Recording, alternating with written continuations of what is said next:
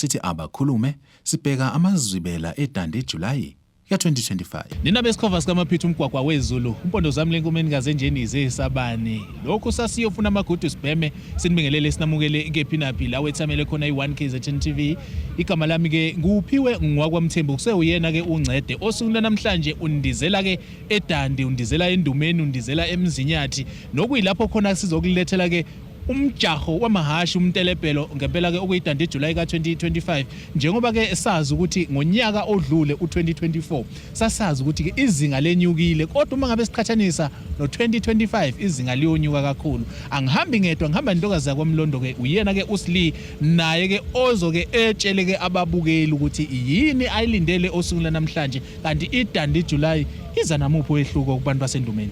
Njengoba seshilo umfethu umnisi ukuthi namhlanje sikuphathele ukusuka nokuhlala kweDandi July 2025. Engabe yazibuza ukuthi engabe sakaba lesimumu ndiyosibona kumabona kude. Igama uSilindile P intombi yakwamlondo mamgenge onongalo nodongandaba umlondo owalondoloza abafelokazi nezintandane.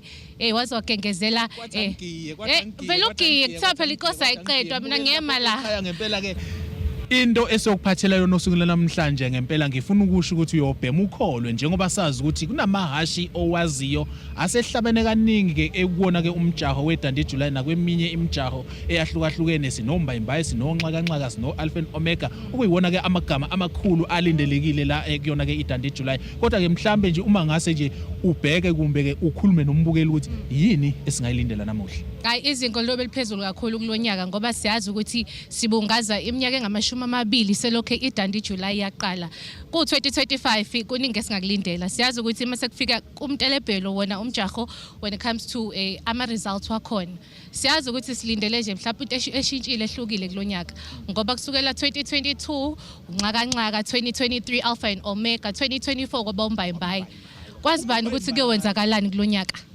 kuningi mhlawumbe singakulindela ngoba siyazi ukuthi ama race maningi umtelepelo nje ususezingeni eliphezulu ngoba baningi abantu abasuka emazweni angaphandle kwiningizimu Afrika abazoba ingxenye yawo lo mcimbi namhlanje siyazi ukuthi usuku olukhulu usuku lesigameko kuningi umbukeli lapha ekhaya angakulindela ukuzowenzeka namhlanje. Yabona usayibalula into ethi kunabantu abasuka emazweni angaphandle kunabantu abasuka kwamanye ama province ngaphandle kweprovince yakwaZulu Natal kodwa ngisamile mina nombayimbayi umbayimbayi sithe uma ngabe simbona ehlabana kwiDandi July ka2024 saphinde sambona ehlabana kwiKing Ngcitshwayo okusho ukuthi ngempela ke namanje kusekhula sengakwenza umbukeli nje okwakhe ukuthi namaphanta ngempela aqalaze kahle ukuthi ikupha ngakwenza usuku namhlanje mhlambe ayolala nemali. Yabo kube siyabheja nathi namhlanje kodwa ngabe kunzima ngoba phela kungenzeka ukuthi ungaba nawo logqozu ngonyaka owodwa kumase kuyashintsha kunyaka olandelayo ngoba njengoba ngishilo ukuthi swela ngo2022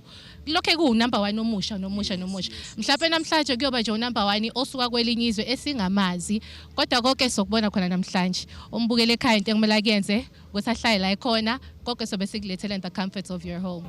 Sikulethele ke usuka nokuhlala kweDandi July ka2025 asikubalule embukeli ukuthi hayibo akumakhaza ashubisa umkantsho osuku namhlanje njengoba ke sihlezi sithi uma ngabe sikulethela iDandi July ngempela ilanga lisuke liphumile likhipha inhlanze emanzini kodwa namhlanje amakhaza ashubisa umkantsha kodwa sikuthembisa ukuthi yize kunjalo siyokulethela ke ukusuka nokuhlala kweDandi July eliyothi lithambama uyobe ubheme wakholwa iDandi July ingeka 2025.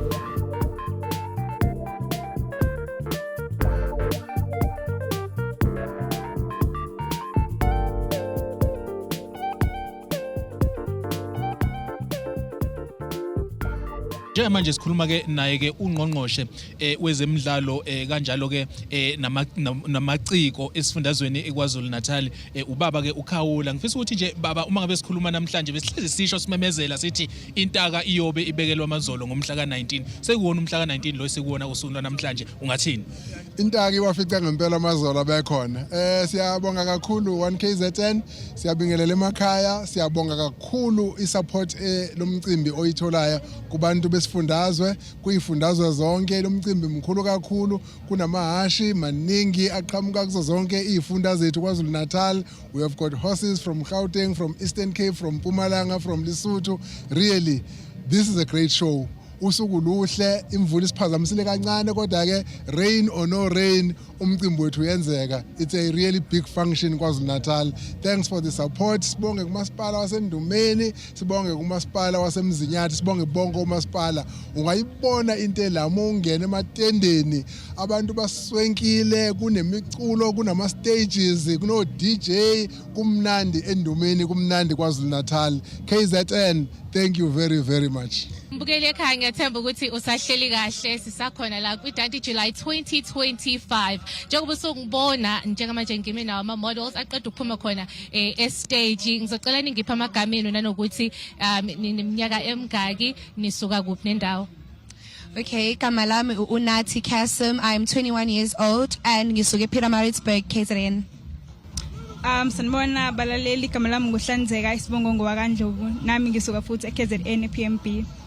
Okay, so manje ngiyabona ukuthi ngigqoke ingubo esingajwayelekile singayiboni lapha uma ukuthi sifuna ukuyoshopha e-mall. Sacela ungazisa the inspiration behind this dress that you're wearing.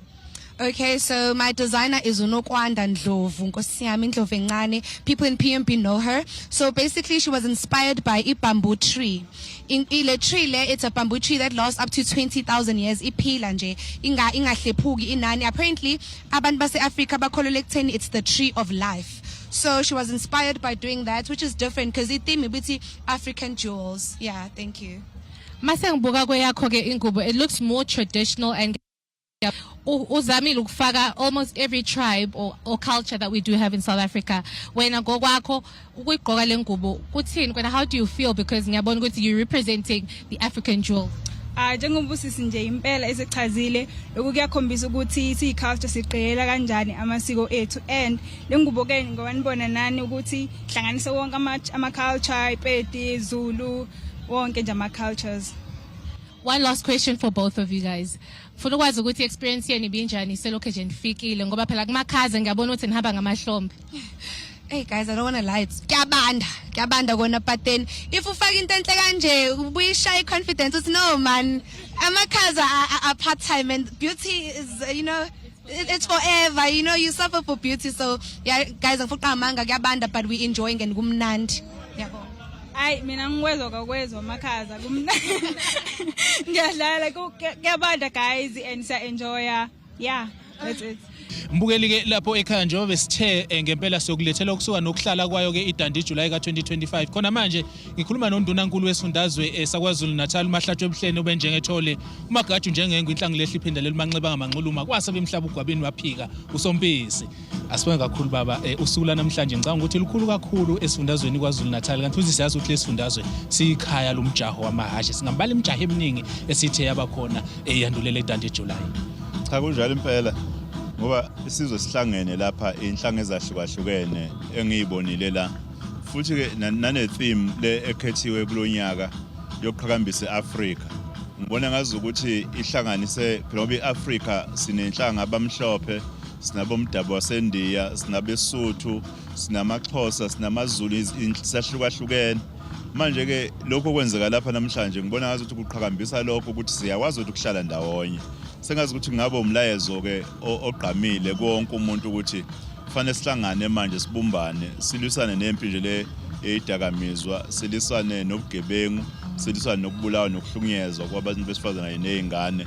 Ngithoze kakhulu mina ngoba lento into yabantu bayiqalela yona, uhulumeni nje ungena yona ngokuzoxhasa, kodwa lento kwaba amadoda ahlala phansi axoxa ukuthi ngalamashe ethu singenze njani. Bayiqalela njengoba kukhona namakhosi la obonayo ukuthi phela lento yaqala emakhaya futhi sikhulile isinkulu, ngoba ngisho uma uqhathanisa nalena eyayibe semadolobheni amakhulu, mina ngibona ngazi ukuthi isikapakele ngaphandle kwalelo zinga laseDandi, ngoba uma uye Lady Smith nje uya lapha nako Newcastle nako Friday nako Nquthu uyawuza umuzwa weDandi July.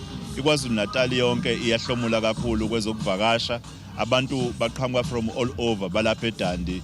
Ngibona ngazi ukuthi isasa liphezulu singathi singayiseka lezi zinto zabantu, ngoba silungiselela izingane zethu ukuthi ifice isifundazwe esihlelekile esinezinto engenisa umnotho, ngoba ngisho umama abadayisa emgwaqeni ngoba abadayisa emgwaqeni bayahlomula. Angiphathi ke laba amahotela nalaba bamabhizinisi amanye.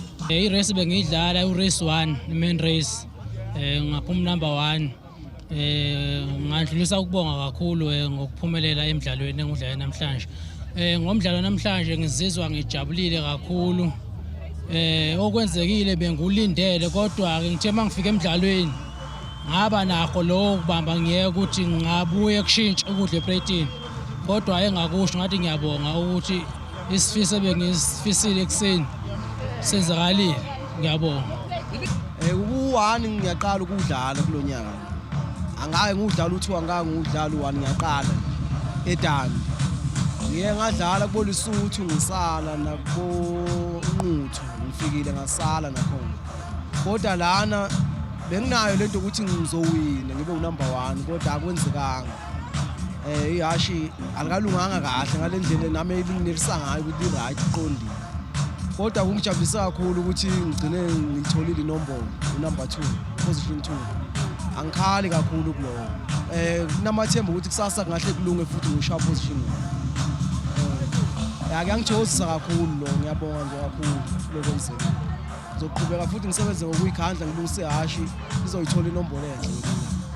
Hayi ke mbukeli ke kuthiwe ngempela ke okungapheli kuyahlola kusuke khulunywa ngento ke efana nalena ngempela njengoba sifike ekseni kwaze kushaya lesi sikhathi sikulethela yona ke iDundee July bekungeka 2025 bigubha ke iminyaka ewu20 20 okwenzeke ke imanga njengoba besishilo sathi maningi ke amahashi abhekiwe maningi amahashi akhona sibone iwinner entsha osungula namhlanje kodwa ke umbayimbayi wami kade ngimthiphile ku race 11 nangempela ke uphumile kodwa ke sibona impendulo iphuma ku number 1 kwi main race. Uyabona musu ukhuluma nge-main race okuningi bekuhlukile kulonyaka ngoba sibonile ukuthi i-main race kahle kahle beku race 11 wa move from 11 to 12 okwenza ukuthi umbayimbayi namhlanje ubegijima lapha na ku race 11 khona ngibonile ngathi bengekho happy ngale mali ayitholile ngoba phela ngonyaka odlule utholile lo 350k kulonyaka ubeyitshena ukuthi uzohamba no 400k kodwa kwase kushintsha izinto ngokufika kwakhe la ukuthi hayibo sesogijima ku race 11 but nonetheless uwinile uhambe nayo imali ekhaya njengoba sibona nje imvula inethile abantu badele amakhaza bathi nje no sifuna ukuyibona leti yanamhlanje ngoba ade shile ekseni ukuthi cha kuya namhlanje iDundee July ngathi kuningi okuhlukile sokubona and nangampela kwenzeke njalo njengoba usushilo ngempela ke abantu badele amakhaza ashuwisa umkantsha bathi abazoba yingcenye ukuthi bafakaze ukuthi eka 2025 iDundee July iba impumelelo kanti iba ile Dundee July ke abayilindele sikhuluma nawe ke mbukeli sesivalelisa ngempela liqalile liyakhemeza kuyabanda liyana kodwa abantu namanje akavumi ukuthi babuyele emakhaya basayidelisa basabuka ubuhle beDundee ubuhle bendumeni ngoba ngempela ke le ndawo iyindawo esiyithatha isifundazwe saKwaZulu Natal yasibeka kwelinye izinga. Ngempela phela yabona umuntu uma ukuthi uya enjoy la khona amakhaza akawezwa uyabona nje mina ade ngifaka icoat ithe iqala nje usuku ngafaka icoat kodwa manje amakhaza sengiwadelile because sengiya-enjoya ngiyajabula and ngiyazi ukuthi abantu abaningi abala ngaphandle bayazi ukuthi ukusuka la sekiwa ngalena phela kwi-music festival so vele injabulo ikhona abaningi kade bebhejile bawina iy'mali zabo so usuku lanamhlanje ngingasho ukuthi beliyimpumelelo kakhulu. Baningi babhejile bawina imali abanye abawinanga abanye abanazi imali badliwe imali zabo kodwa singakhuluma ngaze kusekusasa ngempela ngoba uma ngabe siyila eDundee ngempela kufana nokuthi sesisekhaya asivalelise mbukeli sibonge kakhulu ukuthi ube ingcenye iyalolu hlelo waba ingcenye yalolu suku sakuthatha sakubeka uphiwe lo ungwakwamthembe ngihamba ke noSilindile Mlondo sikuthatha sikubeka sikunikeza ke ukusuka nokuhlala kweDundee July ka 2025 until the next one ngoJuly ngo 2026.